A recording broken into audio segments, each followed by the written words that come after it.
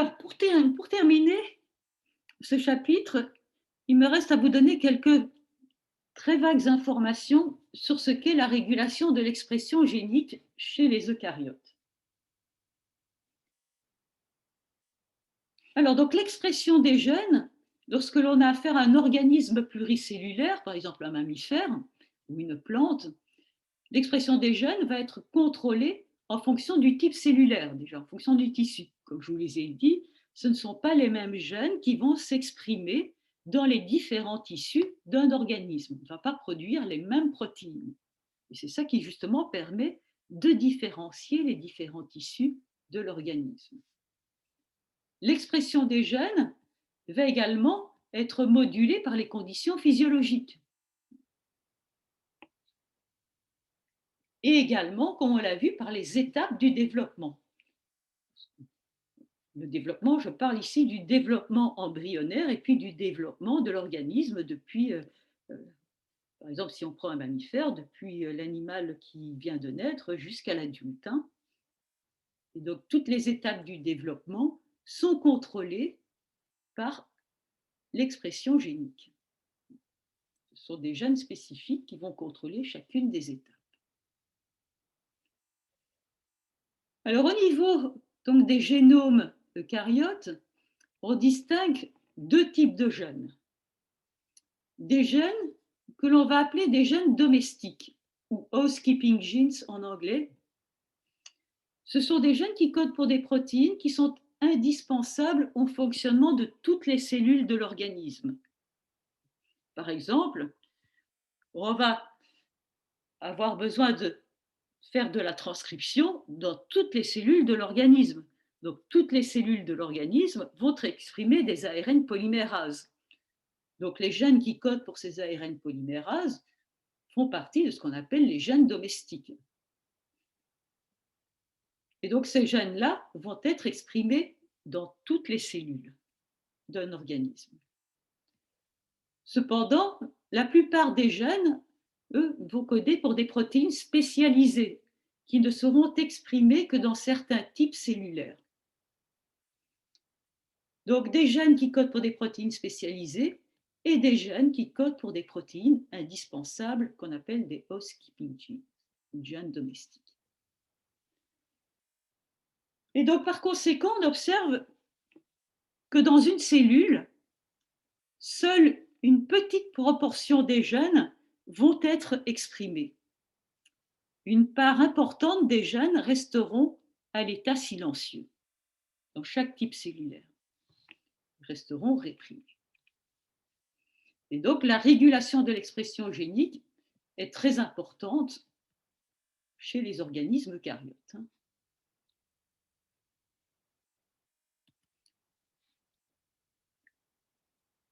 Alors ici, on a repris le processus de l'expression génique et on vous montre au niveau de ces petits carrés rectangles jaunes toutes les étapes où peut avoir lieu le contrôle de l'expression génique chez les eucaryotes.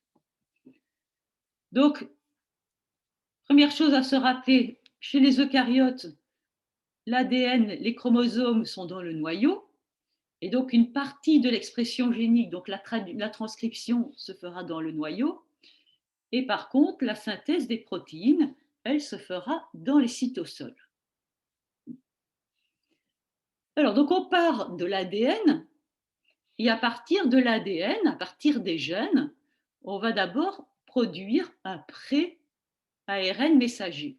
C'est ce qu'on a voulu représenter là. Donc là, c'est le pré-ARN messager, qui contient donc les introns et les exons. Et donc, on peut contrôler cette première étape, donc la synthèse du pré-ARN messager. Et donc, pour contrôler cette étape, donc l'étape de synthèse du pré-ARN messager, on peut contrôler, comme chez les bactéries, l'étape d'initiation, donc l'accessibilité de l'ARN polymérase. Donc, on contrôle à ce moment-là la transcription. Chez les eucaryotes, ça n'existe pas donc chez les bactéries, on peut également contrôler ces étapes de maturation.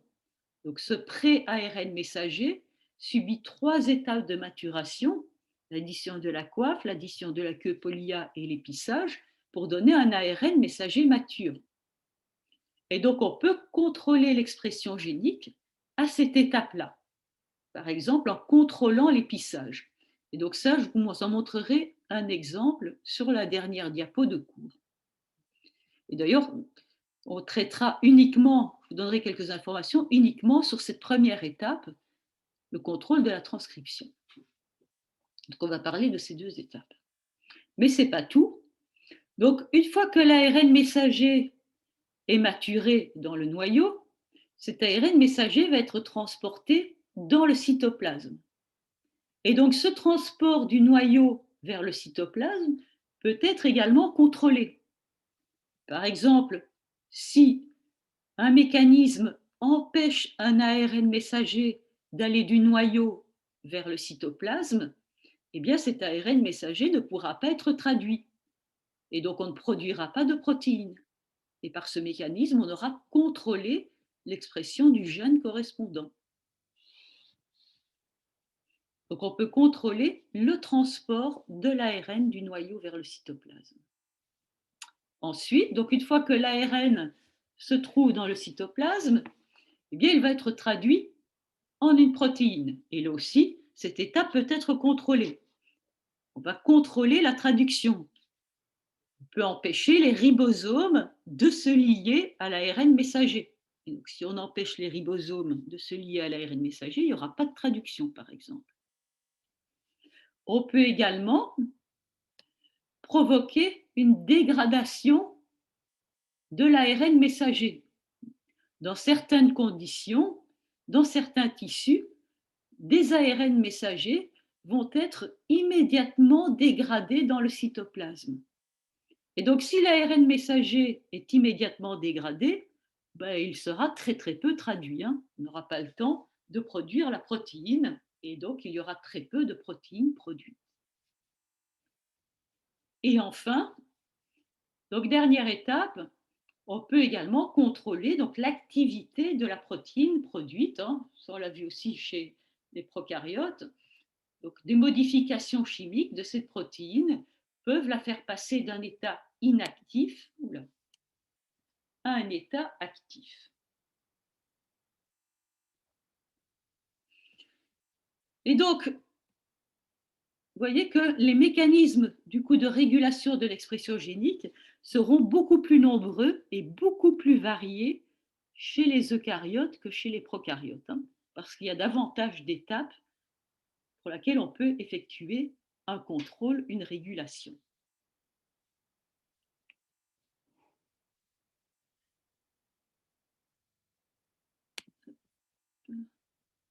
J'ai oublié d'activer ça. Ok. Alors, donc, comme je vous l'ai dit, au niveau de ce cours, on n'a pas le temps d'aborder tous ces mécanismes de régulation de l'expression génique.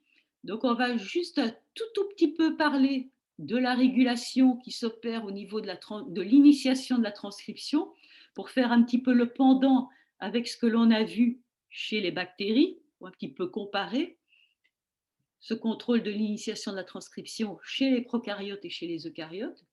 Et puis ensuite, je vous montrerai un mécanisme qui permet de réguler ici cette seconde étape, l'étape de maturation de l'ARN messager. Quand la régulation de l'expression génique s'opère au niveau de la transcription, donc par exemple l'initiation de la transcription, on parlera de régulation transcriptionnelle. Et dès que la régulation a lieu aux étapes qui suivent la transcription, donc le 2, le 3, le 4, le 5 par exemple, on parlera de régulation post-transcriptionnelle. Et ici, on parlera de régulation post-traductionnelle, après la traduction.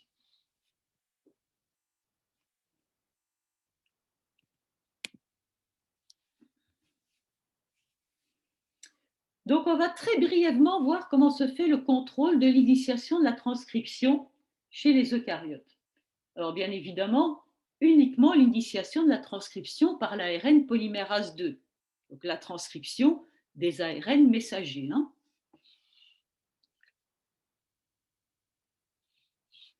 Alors, donc ici, on vous présente l'organisation d'un promoteur d'un gène eucaryote, d'un gène de mammifère, par exemple. Si on compare l'organisation de ce promoteur avec celle des promoteurs des gènes bactériens, on voit que c'est beaucoup plus complexe.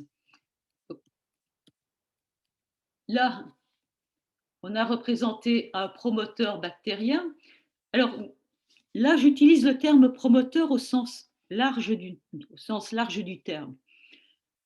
Généralement, donc, lorsqu'on parle de promoteur, on entend par là à la fois le promoteur stricto sensu, donc la région où se lie l'ARN polymérase, mais également toutes les séquences qui vont lier des protéines qui contrôlent l'accès à l'ARN polymérase.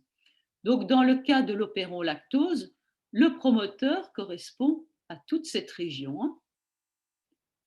La région qui lie la protéine Cap, la région qui lie le site opérateur et la région sur laquelle se lie l'ARN polymérase. Et donc là, vous avez des nucléotides. On vous donne la distance en nucléotides qui sépare ces différentes régions. Et donc, vous voyez que ce promoteur, il est relativement petit. Il fait une centaine de paires de bases, centaines de paires de nucléotides. La distance entre là et là, ça fait à peu près 100 paires de bases. Donc c'est tout petit, les promoteurs bactériens. Par contre, si on regarde maintenant un promoteur de mammifère et que l'on considère donc la région comme étant le promoteur, la région où va se lier l'ARN polymérase, plus toutes les régions où vont se lier des protéines qui contrôlent l'accès de l'ARN polymérase, et bien à ce moment-là, cette région devient extrêmement vaste. C'est ce qu'on vous montre ici.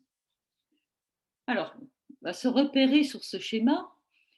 Donc ici, la petite flèche vous indique où démarre la transcription. Donc là, c'est le début de la transcription de l'ARN messager. On a représenté en bleu les exons, donc ça, ce sont les petits exons. On a représenté en jaune, enfin en rose pâle, enfin je ne sais pas, là, les introns. Donc on les voit là. Et puis, donc toutes les régions qui contrôlent l'initiation de la transcription sont représentées en marron, orange et jaune. Toutes ces régions-là contrôlent l'initiation de la transcription. Donc on a représenté notamment la boîte Tata, ici en -30, ici des séquences qui lient des protéines, des séquences qui sont très éloignées. Vous voyez que celle-là est à 50 000 paires de bases de l'endroit où démarre la transcription. Et donc cette séquence régule la transcription, régule l'initiation de la transcription. Ces séquences très éloignées qui régulent l'initiation de la transcription, on peut les trouver aussi en aval du site d'initiation, on peut la trouver dans des introns, on peut les trouver en 3' du gène, donc après le site de terminaison de la transcription. Donc ces séquences peuvent être vraiment très éloignées de l'endroit où démarre la transcription. Et donc les promoteurs de ce fait sont des régions extrêmement vastes.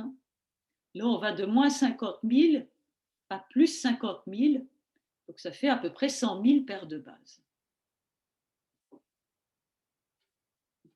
Donc des régions très très vastes. Alors les séquences en orange ici, donc ces séquences qui régulent l'accessibilité de l'ARN polymérase, mais qui sont très éloignées du site où se fixe l'ARN polymérase, portent un nom. On les appelle des séquences régulatrices distales ou enhancer et silencer. Alors, to enhance en anglais, ça veut dire augmenter. Donc les enhancers, ils vont avoir un effet positif sur la transcription. Ils vont favoriser le recrutement de l'ARN polymérase. Par contre, silencer, les séquences silencer, donc qui vont réduire au silence, si je puis dire, l'expression du gène, eh bien, elles auront un effet négatif sur le recrutement de l'ARN polymérase à ce niveau. Alors, comment ça peut fonctionner? Comment est-il possible que des séquences qui soient si éloignées de la région où se lie l'ARN polymérase impactent la fixation de l'ARN polymérase? C'est ce qu'on vous montre ici. Donc sur l'image, sur le schéma du haut, on a représenté un promoteur, c'est un petit peu le même genre de schéma que ce que l'on avait ici. La seule différence, c'est que maintenant, on a fixé des petites protéines sur les différentes séquences régulatrices. En effet, donc, ces séquences régulatrices vont lier des protéines qui seront des activateurs et des répresseurs, et ces protéines vont réguler la fixation de l'ARN polymérase. Ça, c'est le même principe que chez les bactéries. Ce sont des activateurs et des répresseurs. Et donc, ce sont ces activateurs et répresseurs qui sont représentés là par toutes ces petites formes qui vont réguler l'accès à l'ARN polymérase. Alors, vous voyez que, en termes de distance, le long de l'ADN, ces protéines sont très très loin de l'endroit où va se lier l'ARN polymérase. Donc, comment ont-elles un effet? Alors, c'est ce qu'on vous montre ici. En effet, donc cette représentation du chromosome sous forme linéaire, elle n'est pas correcte. Le chromosome, c'est une structure flexible qui peut se replier sur elle-même. Et donc, par ces repliements, des régions qui sont éloignées, qui sont à plus de 50 000, par exemple, paires de bases de la boîte data, peuvent être rapprochées physiquement. Donc, on a un repliement du chromosome. Ça, c'est la première chose qui permet de l'expliquer.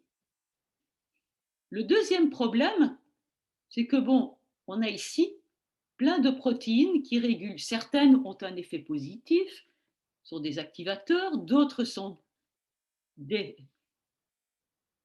répresseurs, ont un effet négatif sur la transcription.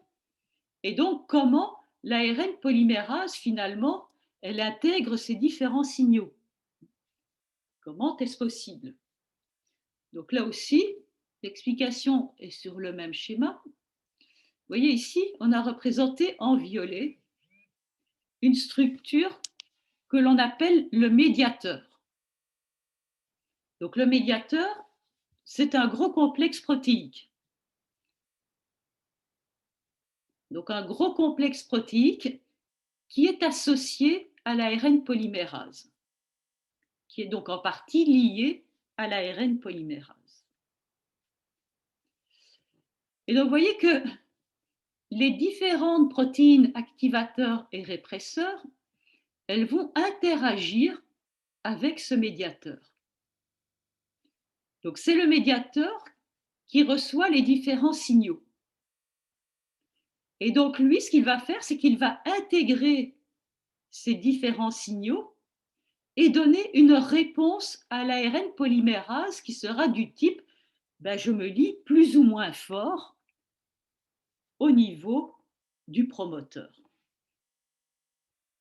Donc le médiateur intègre l'ensemble des signaux amenés par les facteurs de transcription, activateurs et répresseurs, et permet à l'ARN polymérase de se lier plus ou moins efficacement au niveau du promoteur. Est-ce que ça c'est clair? Est-ce que c'est bon? Oui. Vous avez des questions?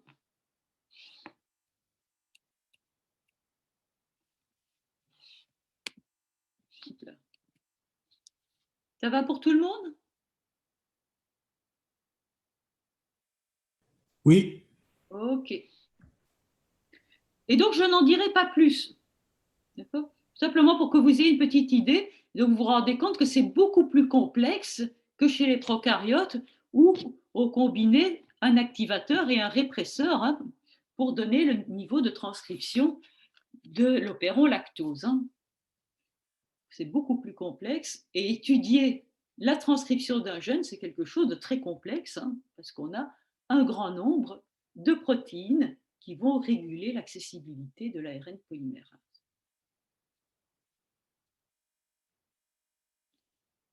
Alors, donc pour terminer, je vous ai mis donc une dernière diapo pour illustrer donc un mécanisme de régulation de l'expression génique qui s'opère donc à un niveau post-transcriptionnel. Hein. Donc ici, on est déjà au niveau de la régulation post-transcriptionnelle, puisque le pré-ARN messager a été produit. Et donc, cette régulation s'opère au niveau donc, de la maturation du pré-ARN messager, et en particulier au niveau de l'étape d'épissage, l'élimination des introns. Et donc, ce processus s'appelle l'épissage alternatif. Donc, ce processus de régulation s'appelle l'épissage alternatif. Alors, en quoi ça consiste? Donc ici, sur ce schéma, on a représenté un pré-ARN messager, ou même c'est le jeune, parce que là on voit le promoteur, hein, donc admettons même que ce soit le pré-ARN messager, qui contient donc des exons et les régions grises qui sont des introns. Donc normalement, lors du processus d'épissage, on élimine tous les introns et on accole les exons les uns aux autres. C'est ce que l'on voit dans le produit de gauche. D'accord ? Là, on a réalisé l'épissage et on a maintenant les 4 exons l'un à côté de l'autre. Cependant, dans certaines conditions, l'épissage peut se faire de manière différente. Par exemple, la machinerie qui réalise ce processus d'épissage peut éliminer d'un seul coup toute la région qui se trouve là. Au lieu d'éliminer que l'intron, elle élimine toute cette région. Et donc à ce moment-là, l'ARN messager mature, il contiendra que l'exon 1 et l'exon 4. On a collé directement l'exon 1 et l'exon 4. Et là, on vous donne d'autres exemples. Hein. Par exemple, on peut aussi avoir la transcription qui démarre à un autre endroit, et à ce moment-là, on aura un autre pré-ARN messager, on aura 2, 3, 4, ou on peut avoir que 2, 3, ou on peut avoir un 2, 3. Donc, on peut réassortir les exons de manière différente. Donc, à partir d'un seul gène, on peut produire plusieurs ARN messagers matures différents. Et donc, lorsque ces ARN messagers matures seront ensuite traduits dans le cytoplasme, ils vont chacun produire une protéine différente, puisque ce n'est pas le même message qui se trouve sur chacun de ces ARN messagers. Et là, ces protéines différentes, ils les ont appelées isoformes A, B, C, D, E. Donc, ce sont 5 protéines différentes. Donc, grâce à ce processus d'épissage alternatif, qui permet donc de combiner les exons d'un pré-ARN messager de manière différente, on peut obtenir à partir d'un gène plusieurs protéines différentes. Donc, plusieurs protéines différentes sont produites à partir d'un même gène. Et donc, ça, c'est un mécanisme de régulation qui est très fréquent, notamment au niveau des cellules humaines, puisqu'on a observé qu'à peu près 50% des gènes humains subissent un épissage alternatif, vont pouvoir donner donc plusieurs ARN messagers matures différents et donc plusieurs protéines différentes. Et bien sûr, ce processus d'épissage différentiel est contrôlé. C'est pour ça qu'on parle que c'est un mécanisme de régulation de l'expression génique. Par exemple, dans certains types cellulaires, on obtiendra l'ARN messager 1, 2, 3, 4, et dans un autre type cellulaire, dans un autre tissu, on obtiendra par exemple l'ARN messager 1, 4. Et donc dans un tissu, on produira la protéine A, et dans l'autre tissu, on produira la protéine B. Donc ça permet de contrôler l'expression génique. Est-ce que vous avez des questions par rapport à ce mécanisme? C'est bon? Ça va pour tout le monde? Oui, c'est bon. Ok. Donc ça, c'était la dernière diapo concernant donc ce chapitre consacré à la régulation de l'expression génique. Et donc ce qu'on va faire à présent, c'est que l'on va faire des exercices pour illustrer donc la partie traduction que l'on avait terminée hier. Alors, je ne sais pas si on aura le temps de terminer tous les exercices, sinon donc on poursuivra la correction de ces exercices demain et on fera également dans la foulée la correction des exercices qui illustrent cette partie de cours qu'on a vue hier et aujourd'hui, la régulation de l'expression génique. Donc je vais changer de diaporama.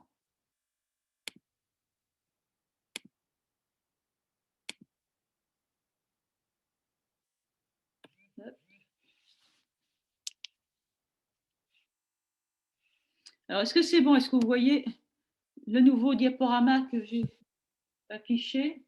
Oui. C'est bon? Oui. Alors, donc avant de faire les exercices qui illustrent la traduction, je vous rappelle qu'on avait laissé un exercice de côté la dernière fois, un exercice qui vous était proposé dans la thématique transcription. C'était l'exercice où il fallait compléter un tableau qui décrivait les différents types d'ARN qui sont synthétisés par l'ARN polymérase. Et donc, on ne l'avait pas traité lors du précédent TD parce qu'en fait, on demande la fonction des différents types d'ARN. Et comme on a vu la fonction des ARN de transfert et des ARN ribosomiaux lorsqu'on a parlé de la traduction, j'ai donc déplacé cet exercice pour le placer à cet endroit. Donc, on va d'abord compléter ce tableau. Donc, les différents ARN qui sont produits par l'ARN polymérase, en tout cas les principaux, ce seront les ARN messagers, les ARN de transfert et les ARN ribosomiaux. Ce sont les trois classes majoritaires d'ARN. Alors, donc la fonction. Donc, l'ARN messager, lui, il sert d'intermédiaire pour la traduction. Il porte l'information génétique du gène et cette information génétique sera à ce moment-là accessible pour la traduction, pour la synthèse de la protéine.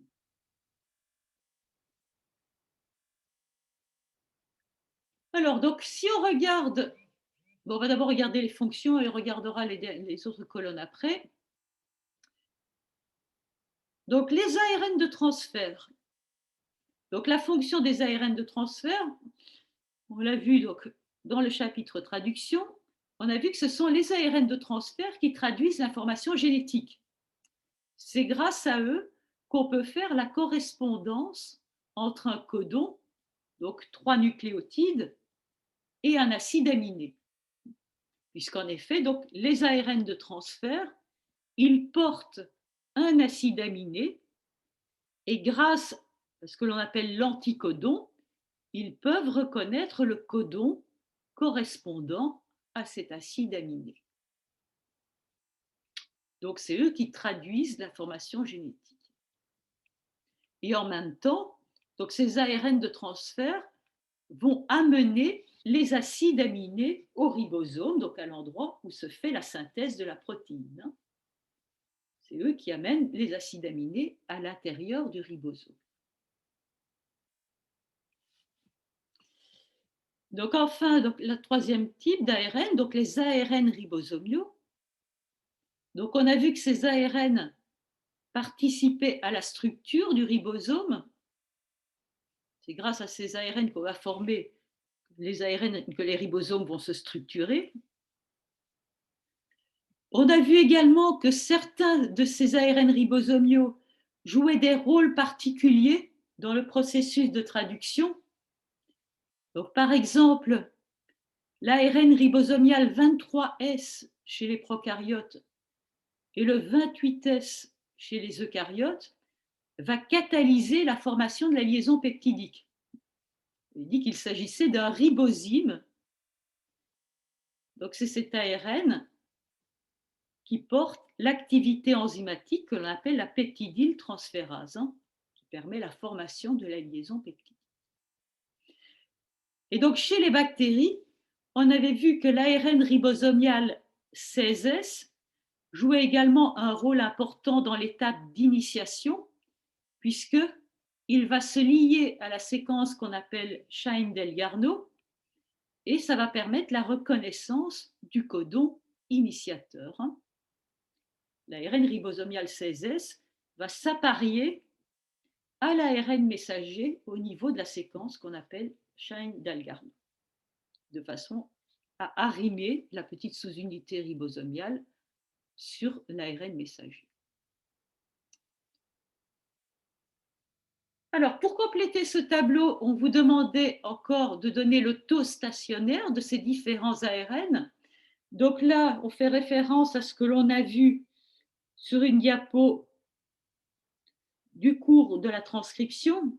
Le taux stationnaire, donc c'est la quantité de chacun de ces différents ARN que l'on recueille si on fait une extraction des ARN totaux. On extrait les ARN totaux de la cellule et puis on regarde parmi ces ARN totaux quel pourcentage sont des ARN messagers, des ARN de transfert ou des ARN ribosomiaux.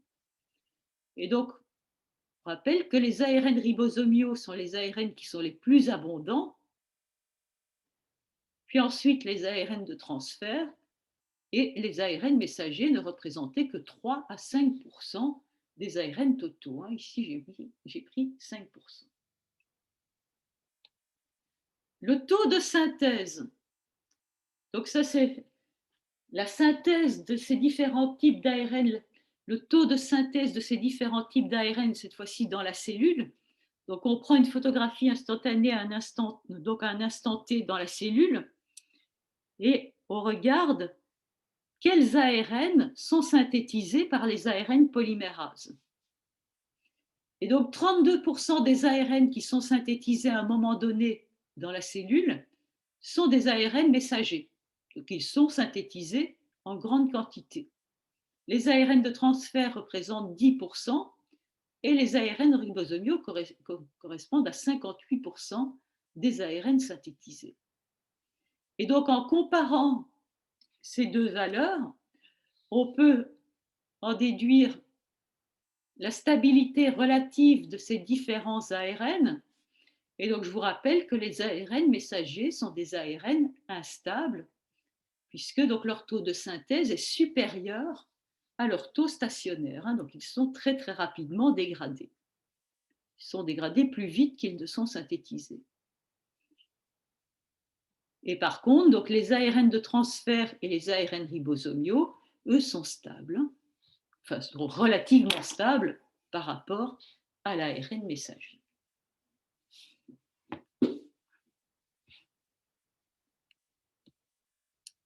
Donc ça, c'est ce fameux tableau. Comme ça, donc on a complété ce TD.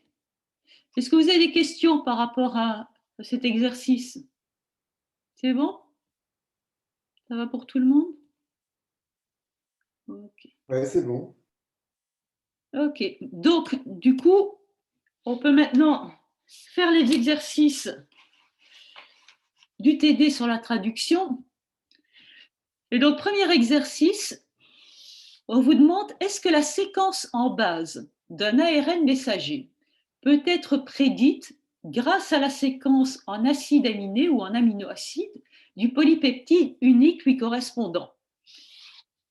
Donc, ça signifie que est-ce que l'on peut, connaissant la séquence d'une protéine, en déduire la séquence de l'ARN messager qui a permis de produire cette protéine.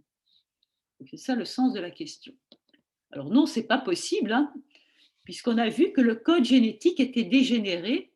Donc lorsque l'on a un acide aminé dans une protéine, cet acide aminé a généralement pu être codé par plusieurs codons différents. Et donc on ne peut pas a priori savoir quel codon était présent sur l'ARN messager. Hein. Donc le code génétique est dégénéré.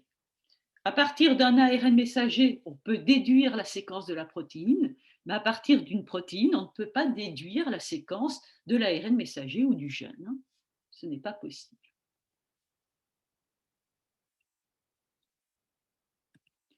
Alors, par exemple, combien d'ARN messagers différents peuvent coder pour la séquence tripeptidique leucine, méthionine, tyrosine? Alors, pour répondre à cette question, si vous avez regardé le poly de TD, vous avez le code génétique qui vous est donné à la fin du chapitre traduction. Il est bien évident que ce code génétique, vous ne devez pas le connaître par cœur. Hein. Le tableau avec le code génétique, on vous le donnera toujours s'il y a un exercice où vous devez définir des codons ou faire la correspondance entre des codons et des acides aminés. Hein. Il ne faut pas le connaître par cœur. Alors donc, si on regarde le code génétique, je pense que j'ai dû le mettre quelque part, mais je ne sais plus où. J'ai peut-être mis tout à la fin, du coup c'est pas malin.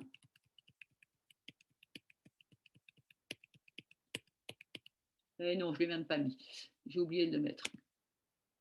Bon, donc vous me croirez sur parole. Donc si on regarde la leucine, qu'on regarde le code génétique, on verra qu'il y a 6 codons différents, et d'ailleurs on les verra sur la diapo suivante. Il y a 6 codons différents qui encodent ce même acide aminé leucine. La méthionine, on a un seul codon, le codon initiateur, hein, AUG, et pour la tyrosine, on a 2 codons différents. Donc si on combine les 6 codons leucine avec les 2 codons tyrosine, le méthionine étant toujours le même, ça vous fait donc 6 fois 2, donc 12 ARN messagers différents. Donc on a 12 ARN messagers différents qui peuvent coder pour ce tripeptide leucine, méthionine, tyrosine.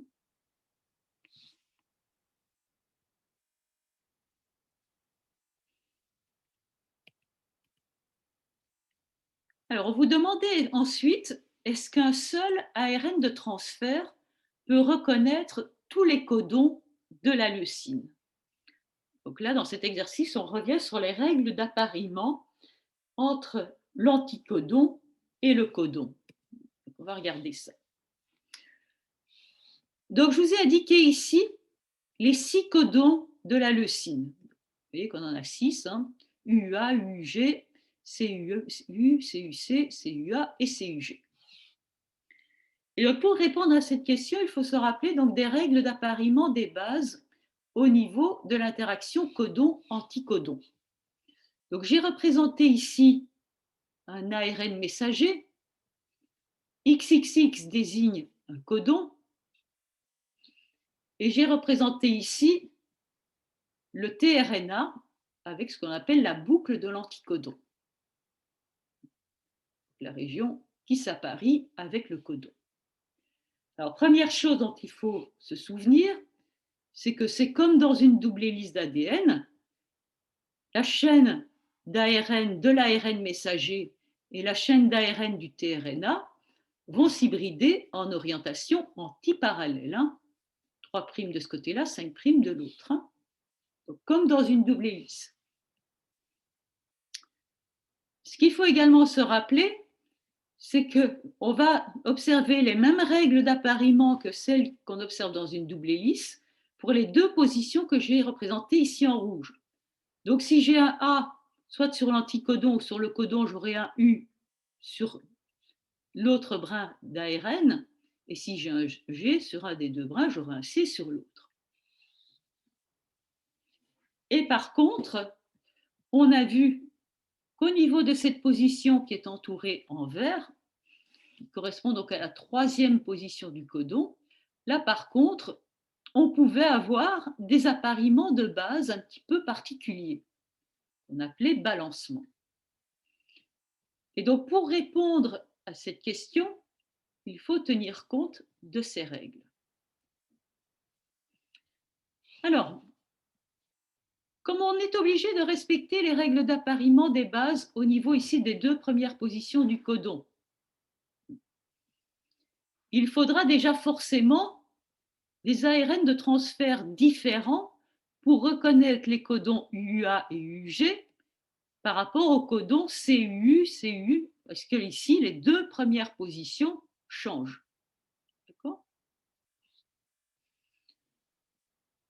Par ailleurs, on se rappelle des règles de balancement. Ça, si vous ne en rappelez plus, vous allez regarder dans votre cours. Mais on a vu que si on avait une inosine ici en première position de l'anticodon, cette inosine était capable de former des liaisons hydrogènes avec l'adénine, la cytosine et l'uracile. Donc, l'anticodon que j'ai représenté là peut reconnaître trois codons différents. Le codon CUA, CUC et CUU. Donc, il faudra un tRNA pour reconnaître ces trois codons. Il faudra bien sûr un tRNA pour reconnaître le quatrième qui se trouve là, ce que j'ai représenté ici. Et puis ici, donc il en faudra un troisième pour reconnaître les codons UUA et UUG. Donc, ce tRNA peut par exemple porter un U en première position de l'anticodon, et à ce moment-là, d'après les règles de balancement, il peut reconnaître le A et le G. Donc, on a besoin de 3 ARN de transfert différents. Au minimum, il faudra donc 3 ARN de transfert différents pour reconnaître les 6 codons de la leucine. Alors, est-ce que vous avez des questions par rapport à ça ?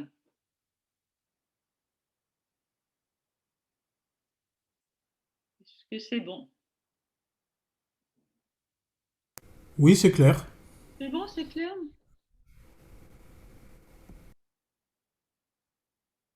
Ok.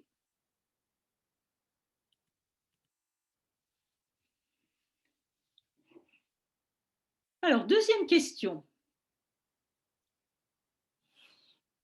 Des réticulocytes synthétisant activement de l'alpha-globine sont incubés en présence de leucine radioactive. C'est un acide aminé présent en de nombreuses positions le long de la protéine.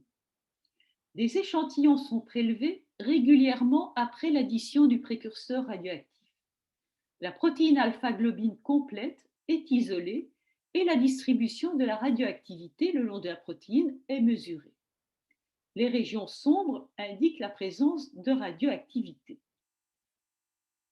Peut-on déduire, à partir de cette expérience, la direction de la synthèse protéique ? Justifiez votre réponse. En fait, l'expérience qui vous est décrite là est précisément une des expériences qui a permis de démontrer dans quel sens se faisait la synthèse des protéines. Et donc, je vous rappelle que la synthèse des protéines, elle se fait depuis l'extrémité N-terminale, donc ce qu'ils appellent ici l'aminoterminus, vers l'extrémité C-terminale. C'est dans ce sens-là que sont synthétisées ces protéines. Et donc l'expérience qui est décrite là démontre en effet que la synthèse des protéines se fait dans ce sens. Alors c'est troublant. C'est troublant parce que si vous regardez ce résultat, qu'est-ce que l'on observe ? Donc, on rajoute de la radioactivité. Cette radioactivité va être incorporée dans une protéine qu'on appelle l'alpha-globine. Et ensuite, à différents intervalles, 4 minutes après avoir ajouté la radioactivité, 7 minutes, 16 minutes et 60 minutes, on récupère un échantillon et on analyse la distribution de la radioactivité dans la protéine complète. Et donc au début, on voit de la radioactivité uniquement au niveau de l'extrémité C-terminale. Et progressivement, on voit au cours du temps que la radioactivité se propage vers l'extrémité N-terminale. Et donc, ce résultat est la preuve que la synthèse des protéines se fait depuis l'extrémité N-terminale vers l'extrémité C-terminale. En général, ça vous surprend un peu, parce que quand vous regardez ça, vous vous dites, mais non, ça va dans l'autre sens, c'est pas possible. Et pourtant, si. Donc, il suffit de regarder un peu plus, avec un petit peu plus d'attention ce qui se passe pour comprendre qu'en effet, oui, ça le démontre bien. Donc, la synthèse se déroule de N-ter vers C-ter. Alors, pourquoi est-ce que ça le prouve?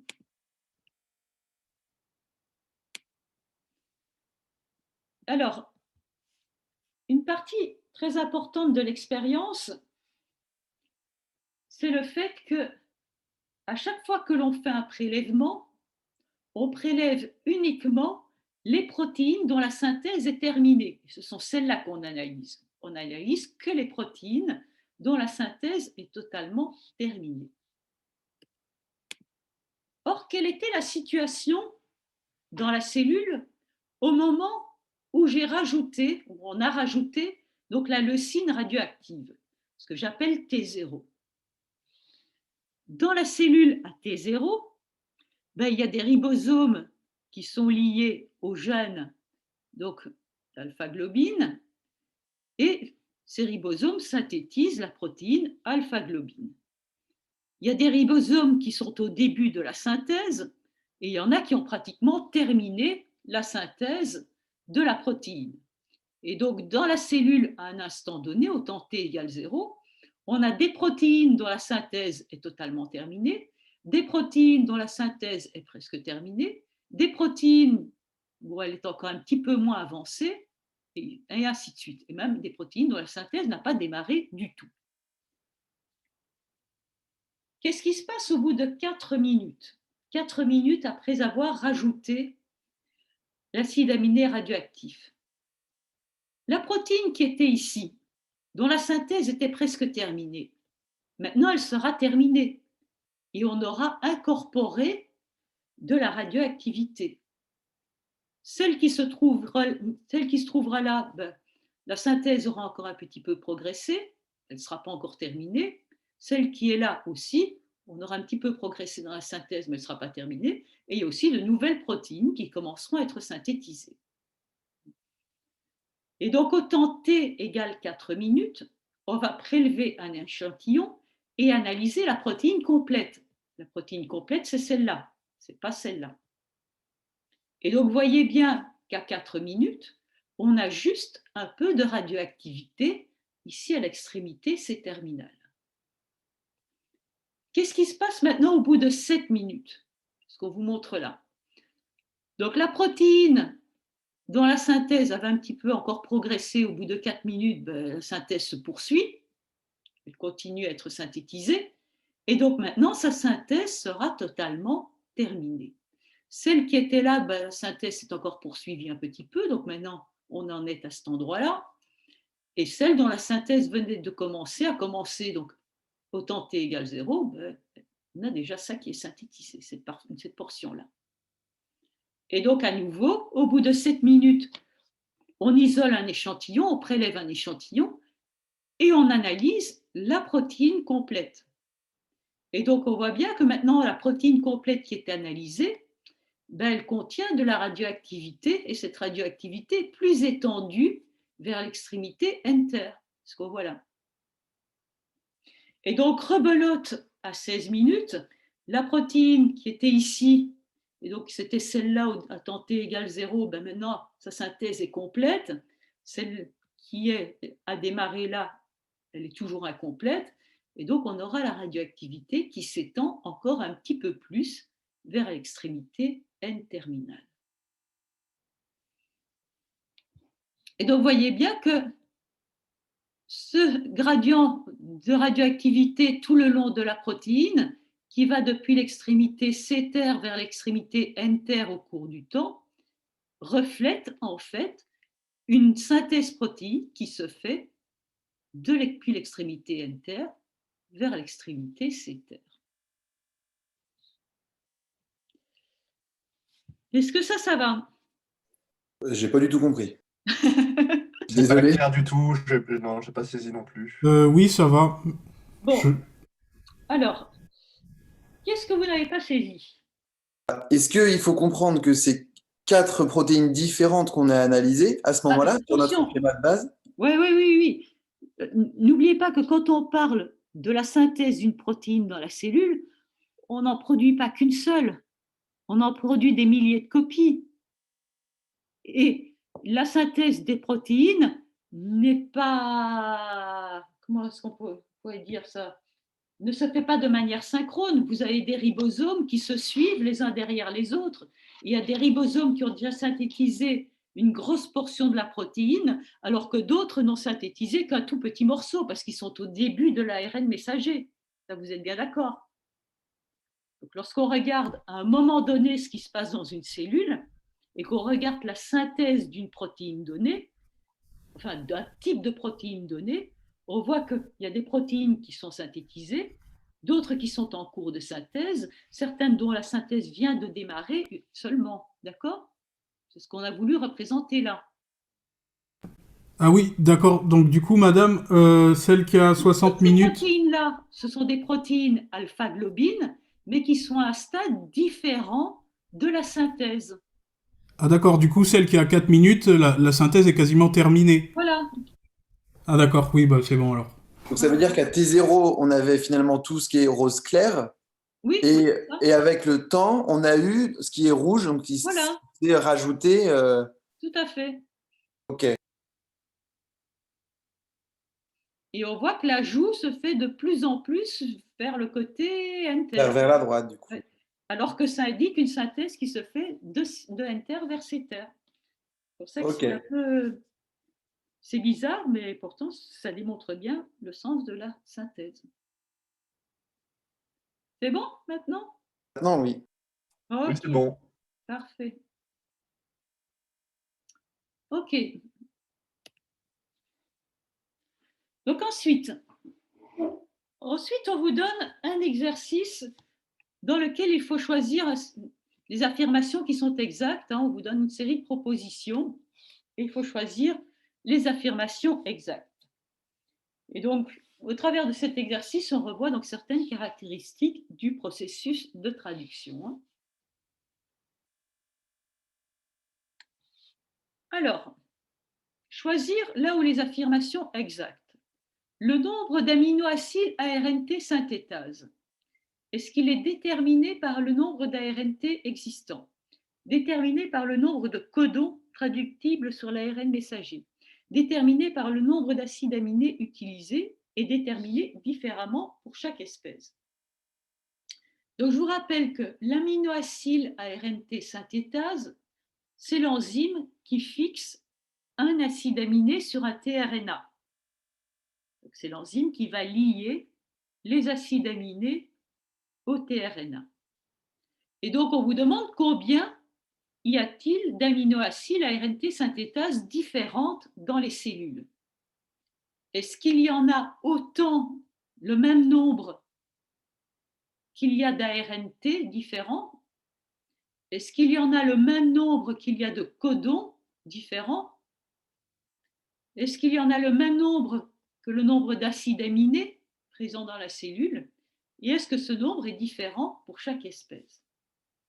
Alors ça, on l'a vu en cours. Vous avez donc une aminoacyle ARNT synthétase par acide aminé. Donc pour chaque acide aminé, on a une enzyme qui fixe cet acide aminé sur les ARN de transfert. Donc c'est la réponse C qui est correcte. Alors est-ce que ce nombre est déterminé différemment pour chaque espèce? Non, puisqu'on a vu que dans toutes les cellules de toutes les espèces, on avait les mêmes acides aminés.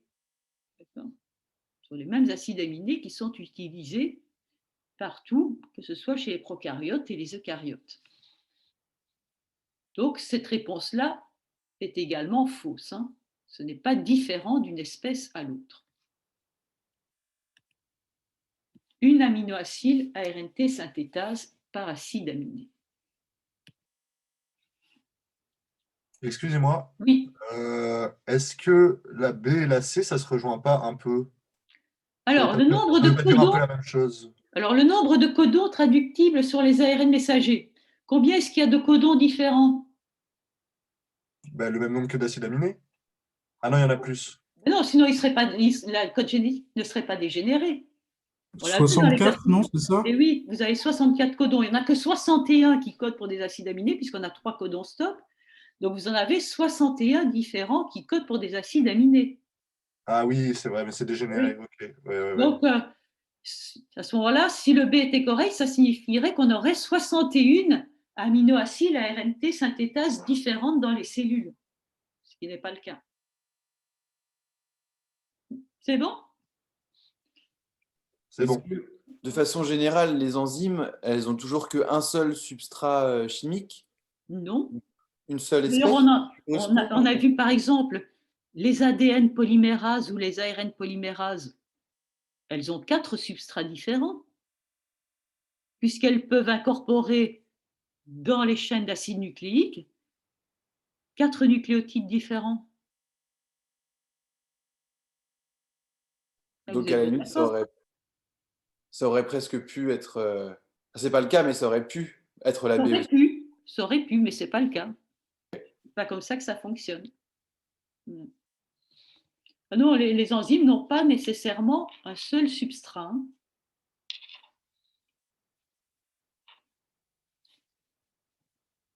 Alors ensuite, on vous demande qu'est-ce que le site P des ribosomes?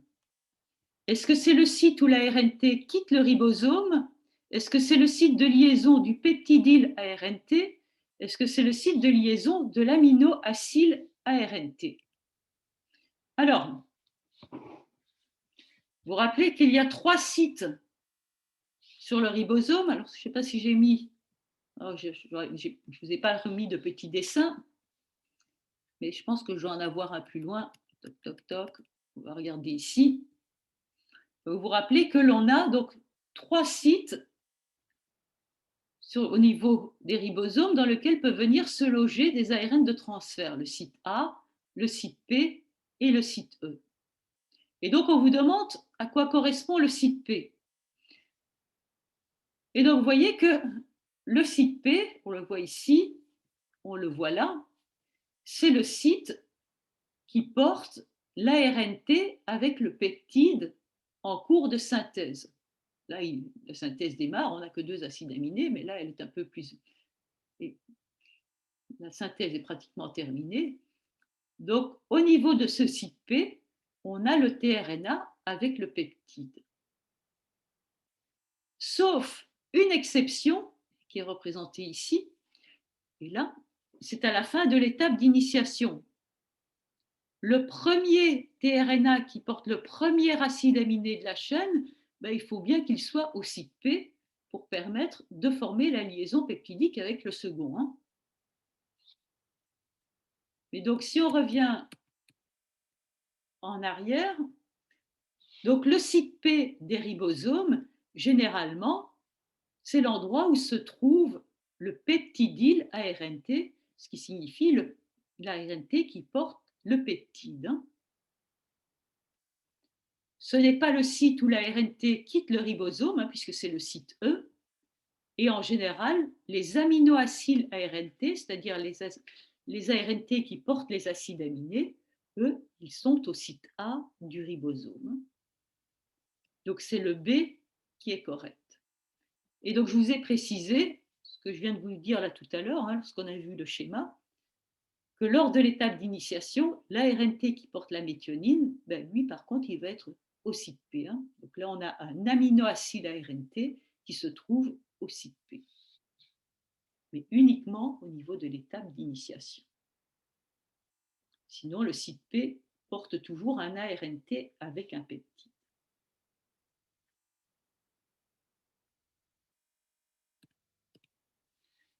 Alors ensuite, quelle base de l'anticodon contribue à la dégénérescence, wobbling ou balancement dans la lecture des codons? Est-ce que c'est la première, la seconde, la troisième, la première et la seconde, ou la seconde et la troisième? Et donc là, je vous ai remis un ARN messager avec un codon et le tRNA avec son anticodon. Je vous ai donc rappelé la numérotation qui est utilisée. Donc les nucléotides sont toujours numérotés de 5' vers 3'. Donc pour le codon 1, 2, 3, de 5' vers 3', et pour l'anticodon 1, 2, 3, de 5' vers 3'. Et donc c'est le numéro 1, la base numéro 1, qui interagit avec la base du numéro 3. Et c'est en cette position qu'a lieu le balancement. Donc c'est la première base de l'anticodon, ici, qui contribue au balancement, donc dégénérescence ou obligne, dans la lecture des codons. C'est bien le numéro 1. Ça a à voir avec le tableau à 3 entrées parce que les Voilà. les deux premiers codons sont souvent Sont souvent les mêmes, c'est pour ça que le sont les balancement mêmes. a lieu en cette position. En Ok. effet. Parce que lorsque l'on a une dégénérescence au niveau des codons, la dégénérescence est généralement en cette position.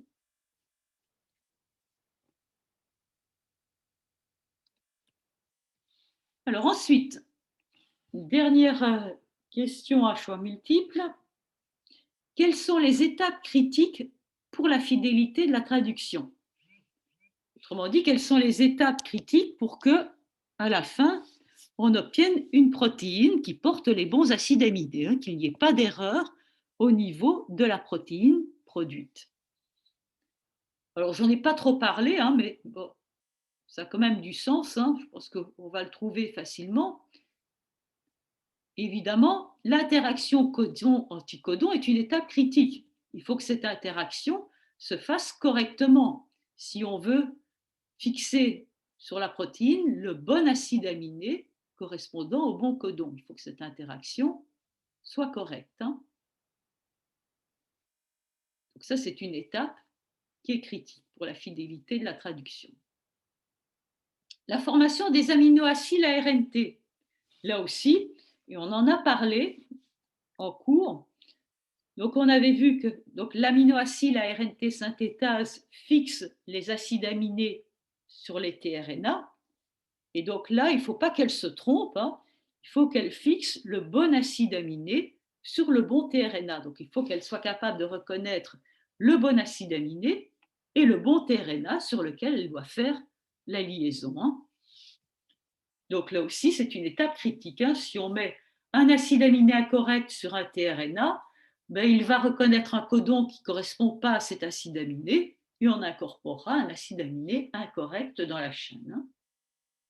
Par contre, le C, ça n'a rien à voir.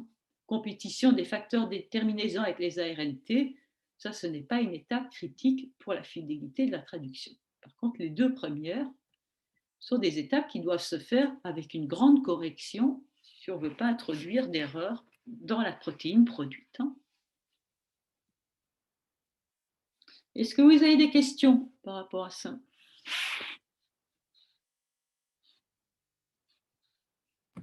Ça va.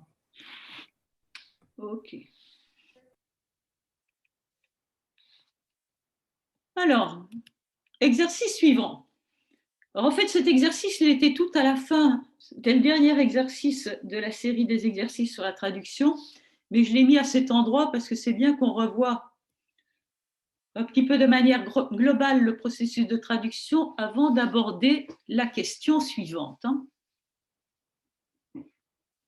Donc, vous avez un énorme schéma qui est très bien fait, donc vous pouvez vous inspirer dans vos révisions, qui récapitule toutes les étapes qui permettent donc la synthèse d'une protéine.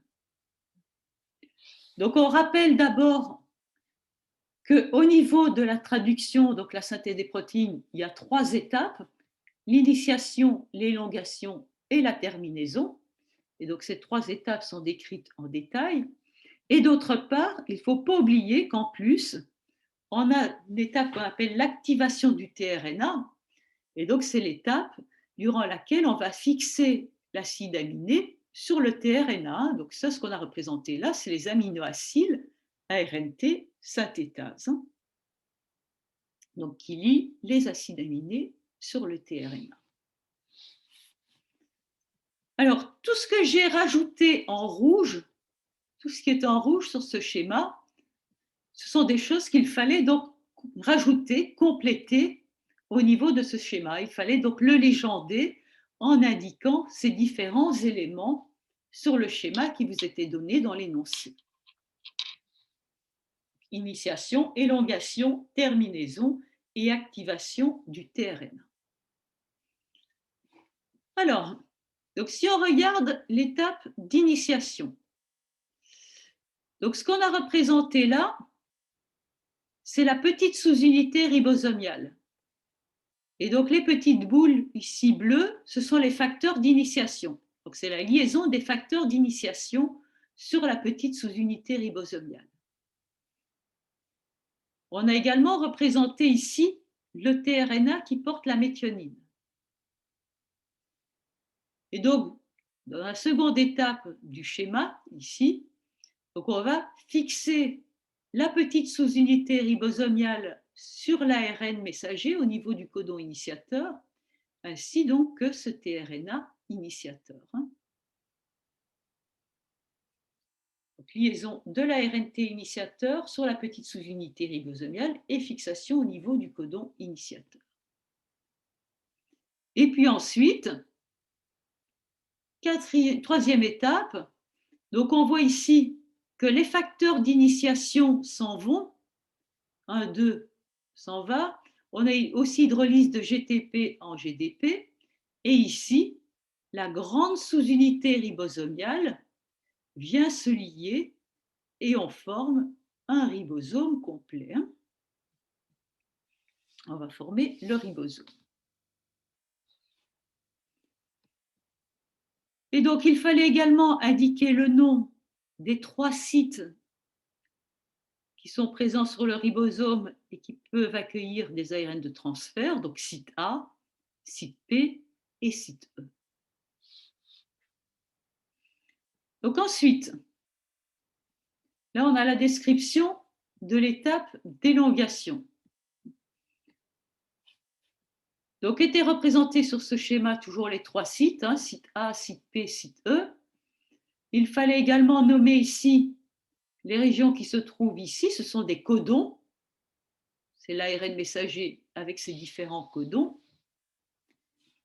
Et donc, il fallait nommer les différentes étapes. Donc, on voit qu'on a d'abord entrée du tRNA au site A du ribosome, qu'on a un tRNA qui rentre au site A du ribosome avec un facteur d'élongation qui s'appelle le FTU.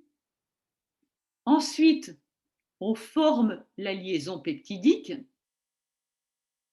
On voit maintenant que la liaison peptidique s'est établie. Et puis ensuite, on a la translocation du ribosome. Et donc, je vous rappelle que la translocation du ribosome consiste à décaler le ribosome de 3 nucléotides le long de l'ARN messager. On se décale de 3 nucléotides. Et lors de ce déplacement, lors de cette translocation, le tRNA qui était au site P se retrouve au site E et le tRNA qui était au site A se retrouve au site P. Il se décale également d'un site. Et donc cette translocation nécessite également un facteur qui s'appelle EFG. C'est ce qu'on a vu en cours. Et donc là, on revient à la situation de départ. Le site A du ribosome, une fois que le facteur EFG sera parti, le site A du ribosome est libre et il permet l'entrée d'un nouveau tRNA et on fait un nouveau cycle d'élongation. Et on rajoute ainsi les acides aminés les uns après les autres.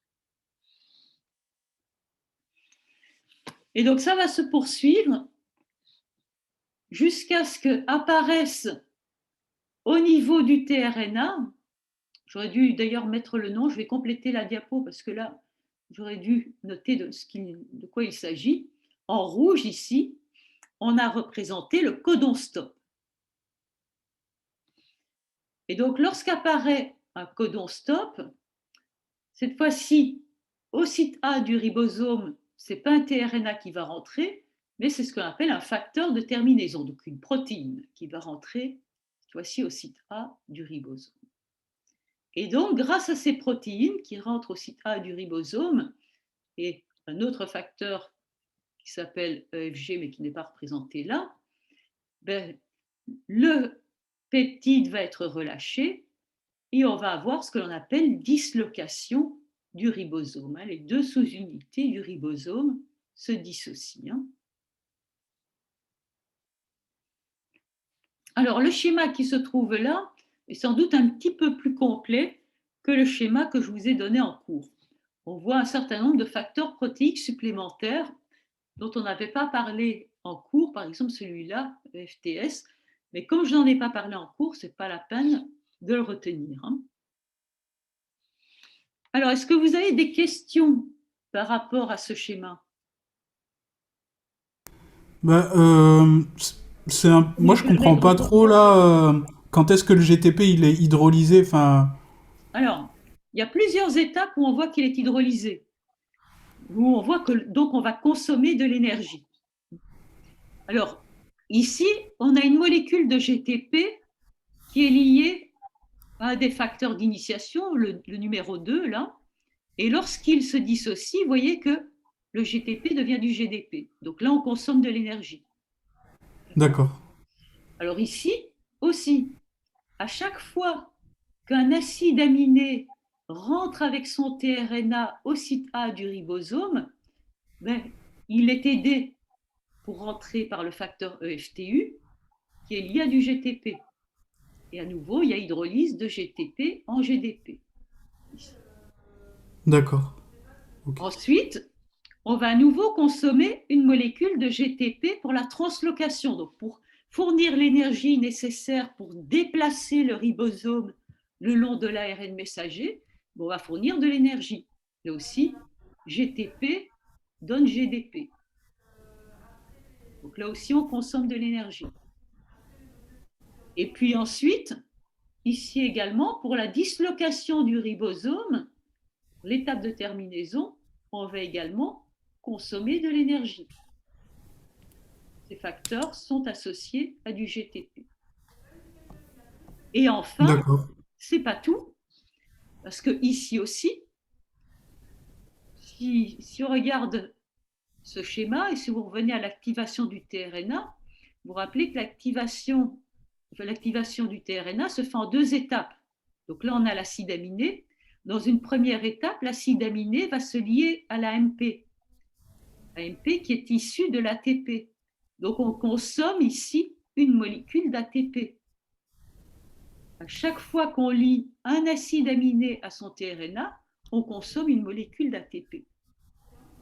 Ok. Donc c'est énorme, la quantité d'énergie qui est consommée pour synthétiser une protéine. Et il faut plus ou moins le connaître, ce schéma? Disons qu'il faut avoir compris comment ça fonctionne. Et vous allez comprendre, lorsqu'on fera l'exercice suivant, que si vous ne connaissez pas un petit peu ce schéma, ou en tout cas le mécanisme qui permet donc la synthèse de la protéine, vous allez avoir du mal à répondre aux questions. Mais donc vous allez voir un petit peu au travers de la question suivante ce que vous devez savoir. D'accord. Alors par contre, la question suivante, on ne va pas la faire aujourd'hui. On va en rester là pour aujourd'hui, parce que bon, je n'aurai pas le temps, ça va être long de traiter la question suivante, elle est relativement longue. Donc on va s'arrêter là pour aujourd'hui, et donc on reprendra ces exercices demain, on les finira demain, et on fera dans la foulée les exercices qui illustreront la régulation de l'expression génique. D'accord. Okay. Donc voilà, si vous n'avez pas d'autres questions, on va s'arrêter là. C'est bon? C'est bon. C'est bon. Ok, donc je vous souhaite une bonne fin d'après-midi. Donc je vous envoie tout à l'heure le lien pour suivre le cours de demain, ainsi que le lien pour visionner cette vidéo de cours d'aujourd'hui. À demain. Ok, très bien. Okay. Merci, à demain. Merci. Au revoir. Au revoir.